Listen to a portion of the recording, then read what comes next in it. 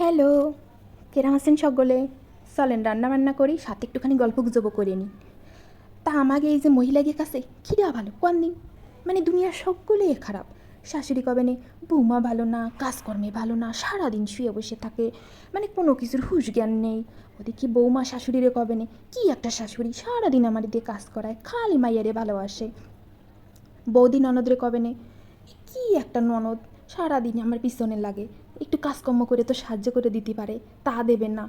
ননদ বৌদিরে কবে নে কী একটা বৌদি, মানে জম্মের খারাপ, কাজকর্ম তো করবেই না, সারাদিন মোবাইল টেপবে আর শুয়ে বসে থাকবে আর সাজুগুজু নিয়ে পড়ে থাকবে। তা করছি কি, দোষগুণ সবার মধ্যে থাকে, তাই না?